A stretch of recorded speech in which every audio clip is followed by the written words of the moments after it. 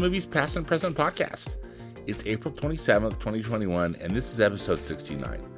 I'm your host, Stanford Clark, and I'm podcasting from the crossroads of the West in beautiful Salt Lake City, Utah. Just on my blog, moviespastandpresent.com, I'll be providing recommendations, commentary, and reviews about current and classic cinema. Thanks for tuning in, and let's do this thing.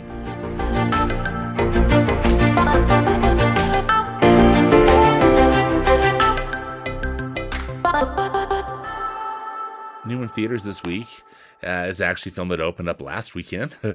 It's Mortal Kombat. This is from New Line Cinema, and it's an explosive new cinematic adventure inspired by the blockbuster video game franchise. So I've never played the Mortal Kombat video game, but I've been aware of it, and now that this property's been around a while, and then here's, its latest incarnation on the big screen. It is supposedly hyper violent, and because it's basically like just amped up mixed martial arts fighting. So, and lots of gore, lots of kind of sci-fi stuff going on.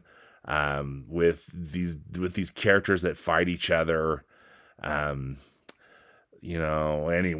I'm not planning to see it, but Mortal Kombat also opened, is playing simultaneously on HBO Max, since New Line Cinema is part of the Warner Brothers family. So you can check it out in, all the gore in theaters or on HBO Max. Mortal Kombat is rated R by the Motion Picture Association for strong bloody violence, shocking, and language throughout, shocking, and some crude references. I'm even more shocked. Something a little more down my alley is opening exclusively on Netflix this Friday, April 30th. It's an animated comedy called The Mitchells versus the Machines. And this is brought to you by some of the same team that worked on that great animated film from a couple of years ago, Spider-Man Into the Spider-Verse. It's got a very unique animated style, clearly done with CGI, but it, I think it looks, I'm intrigued. So it's about a dysfunctional family that goes on this road trip, but the road trip is upended when they find themselves in the middle of a robot apocalypse and suddenly become humanity's unlikeliest last hope. Here's the feel-good line. The Mitchells versus the Machines is about embracing the things that make us unique, learning what it means to be human in a world increasingly filled with technology, and holding tight to the people most important to you when the unexpected hits. This looks like I think the focus is going to be on the comedy, although they're going to, try to have some heart with it. It's got a fun vocal cast. Maya Rudolph and Beck Bennett and Fred Armisen from Saturday Night Live fame. Eric Andre is voicing a character, as is Oscar winner Olivia Colman. So anyway, that's something that's definitely on my radar to check out. The Mitchells versus the Machines this weekend. The Mitchells versus the Machines is rated PG by the Motion Picture Association for action and some language.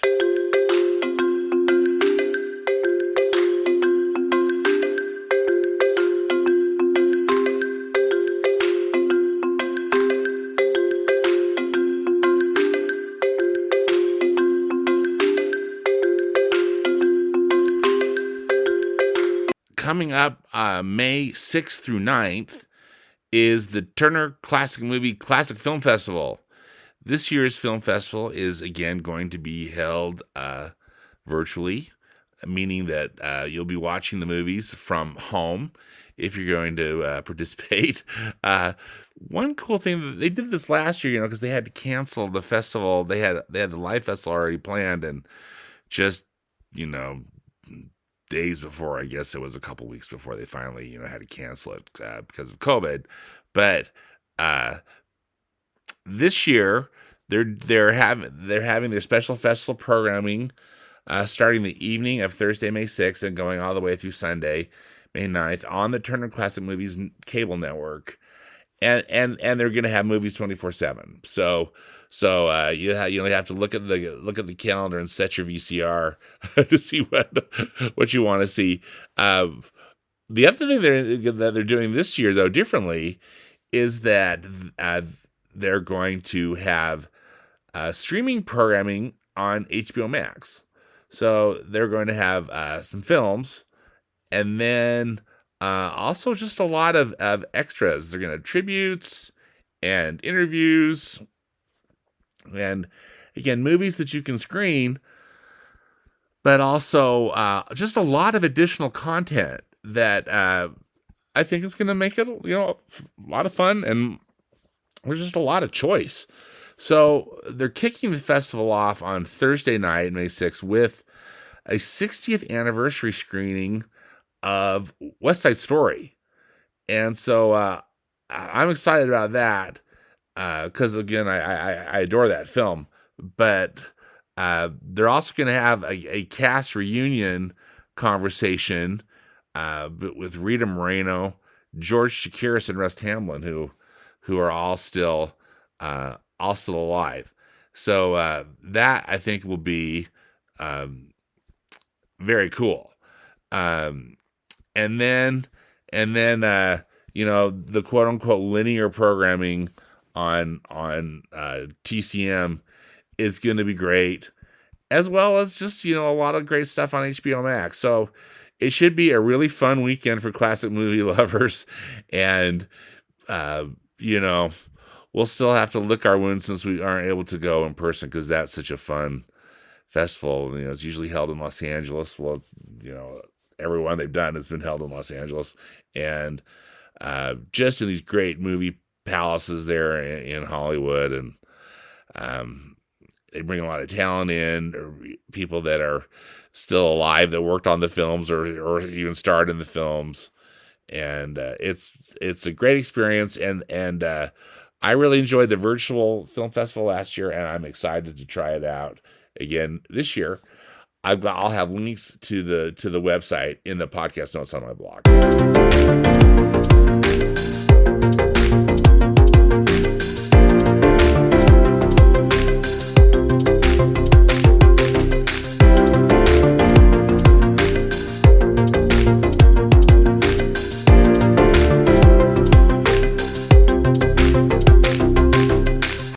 So this month's 3-by director is Brad Bird. Now this feature is I pick a director that I like, and I watch 3 films from this director, and then just present them to you. More often than not, these directors have a large body of work to choose from. The 3 films Brad Bird is quite interesting because he began his filmmaking career as an animator. He decided at a very young age that he wanted to become an animator, and so he I believe that what I read, that at age 11 he had taken a tour of the Walt Disney Studios and just decided that's what he was going to want it to be, and managed to get mentored by one of what's referred to as, or who is referred to as, one of the 9 old men at the Walt Disney Studios. Walt Disney named 9 of his top animators the 9 old men, referring, kind of tongue-in-cheek, referring to them as the Supreme Court, the U.S. Supreme Court. But these men were all masters of the craft, and just incredibly good at what they did. Milt Kahl who's the one of the 9 old men who Brad Bird was in contact with, or who he corresponded with, mentored him. And Brad Bird eventually was able to get a scholarship after, he graduated from high school. But he got a scholarship at the California Institute of the Arts, also known as Cal Arts, which is in Southern California, and a lot of Walt Disney himself helped found that art school, and they have, of course, an outstanding animation program. And a lot of animators that you know or would have heard of are graduates of Cal Arts, and that includes Brad Bird. So Brad Bird,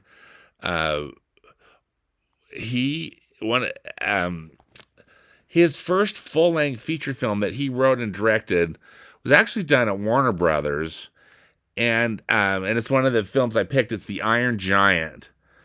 And I had the chance to see I of course have seen The Iron Giant before, but I got invited by a friend who had one of those viewing parties that movie theaters are doing these days, where you can invite 20 of your friends and have a private screening of a movie.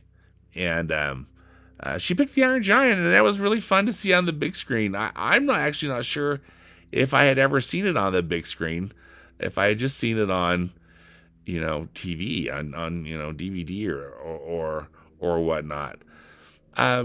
It's a real fan favorite. I like the film. I can't say that I just love it, but it's a really solid film, and I can see why people really enjoy it. It's the story of a 9-year-old boy, who's named Hogarth. It's set in the 1950s. It's set in a small town, but this enormous alien machine, aka who referred to as the Iron Giant, crash lands on Earth, and Hogarth, discovers him and befriends him. But the U.S. government shows up, and because from this paranormal activity, and believes that something suspicious is going on, and in a lot of ways it kind of turns into an ET thing, where here this boy has got this bond with this machine, but then the government shows up and spoils it. But it's really interesting. It's a really kind of an anti-war film, I think, at its core. Because the Iron Giant is actually just he's a weapon, and so once he gets triggered, the creation itself of the giant character is really quite clever, particularly when he turns into the weapon, because he's really got some significant power and abilities. But it's a charming film, and it has, I think, of course, a good message at its core. It's got a cool voice cast. Jennifer Aniston is the voice of Hogarth's mother. Harry Connick Jr. is kind of plays the romantic lead of this. He's an artist in this town, and is kind of pursuing Hogarth's mom, aka Jennifer Aniston, the voice of Jennifer Aniston. But there's all this again. Then there's all these people playing these government roles. Vin Diesel actually is the voice of the Iron Giant, which is kind of cool. John Mahoney, who's a great actor and a great voice actor. And anyway, the list goes on. But if you haven't checked out the Iron Giant, I think it would be something to check out. And again, very representative of Brad Bird's creativity, because he wrote it. Both he wrote it and directed it, and it's done in 2D 2D animation, at least with style. I think that there's clearly some 3D animation elements that they use, particularly with the Iron Giant character.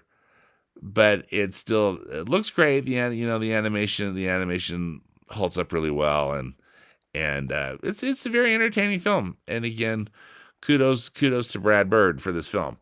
Brad Bird also has worked at Pixar Animation Studios.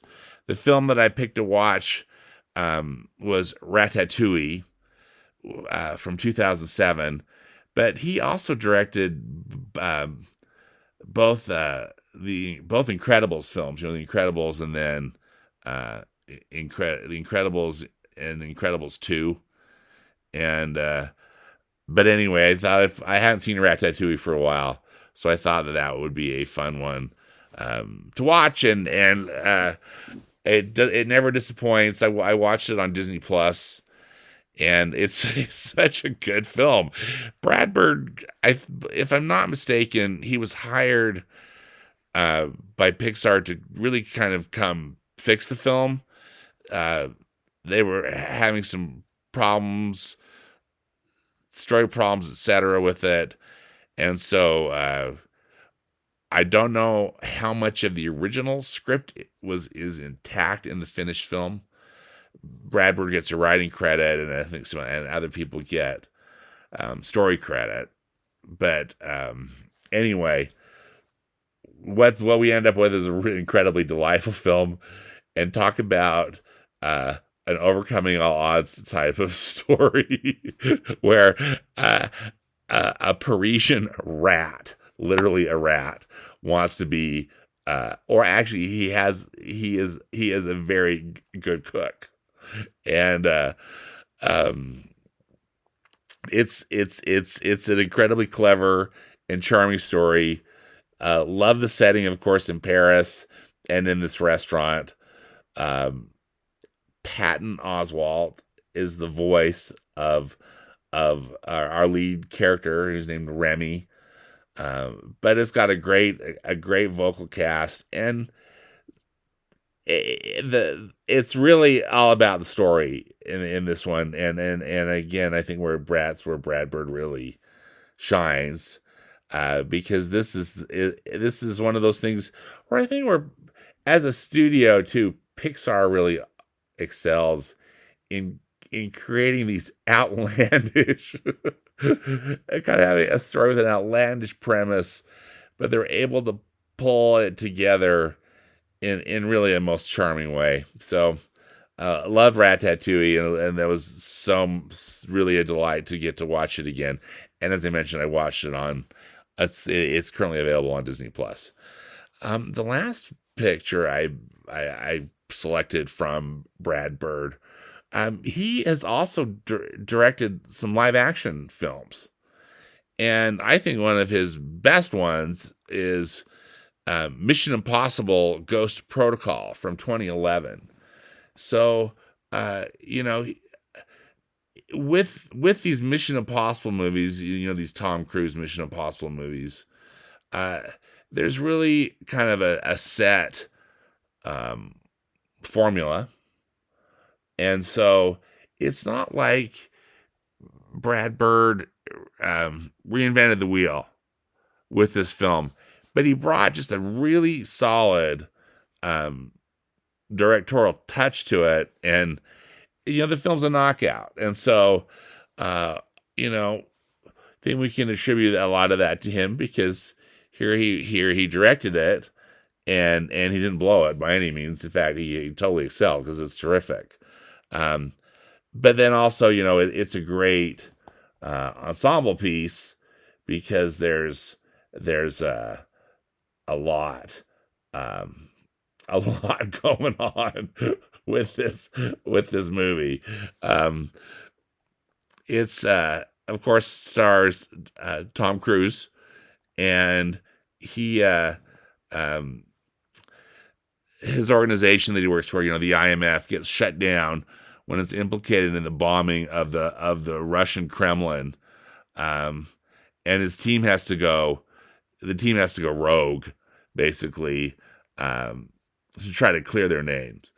And but it's got just a really the cast, the ensemble cast is terrific. Again, there's Tom Cruise, of course, In this film, there's Jeremy Renner and Paula Patton.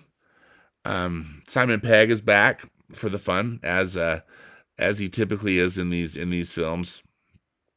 And one of the scenes that really stands out to me, that just takes my breath away every single time, and I just don't know how they did it versus, how much was actually live and how much was done, with green screen and with special effects. But the scenes that are filmed in Dubai are just such total knockout. They're at the Burj Khalifa, which is, I think, still the tallest structure in the world.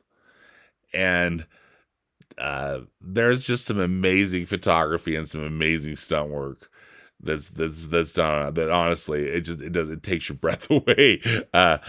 But just solid, exciting film, and Brad Bird does the franchise proud, and he does himself proud as a director.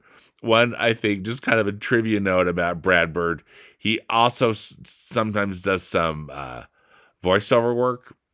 Again, which I think is typical of people who work in animation. They often are creating what I believe they call them a scratch track or something as one, before they hire the actors to do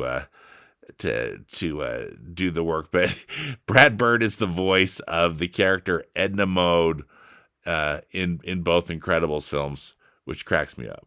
So anyway, 3 very different but terrific films from the talented director Brad Bird.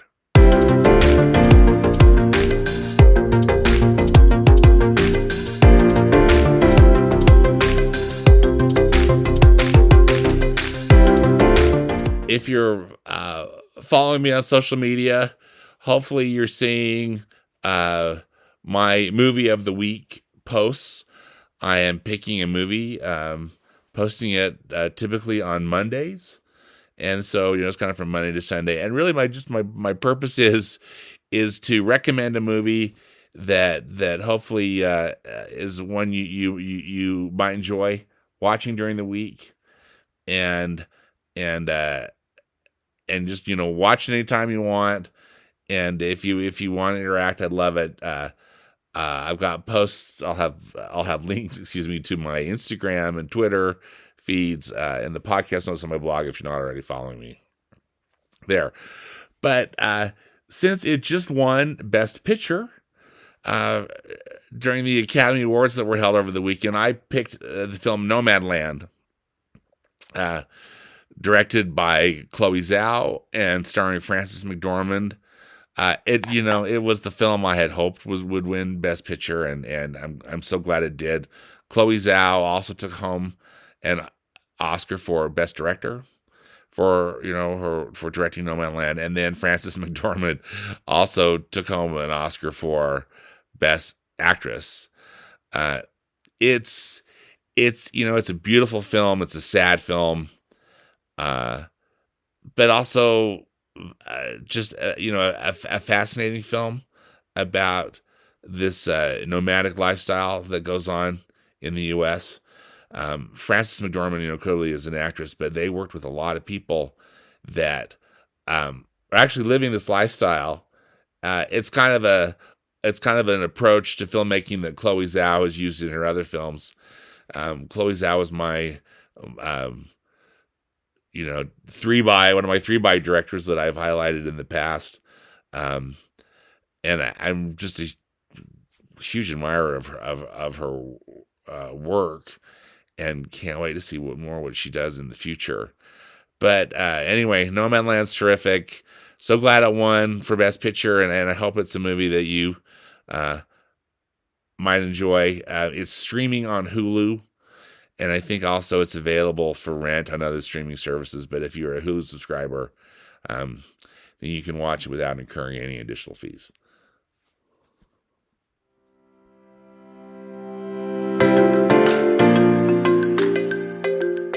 Well, that does it for this episode of the Movies Past and Present podcast. Again, links and more information about the movies discussed in today's podcast can be found in the podcast notes on my blog at moviespastandpresent.com. Subscribe to the podcast on Apple Podcasts, Spotify, Google Podcasts, and Stitcher. Links are also on the blog. And as I just mentioned, please follow me on Twitter and on Instagram. I'm at moviespap, as in past and present. As always, I hope you'll enjoy some good movies this week, whether they be from the past or the present. Thanks again for listening. Until next time, be safe out there and dedicate yourself to the truth.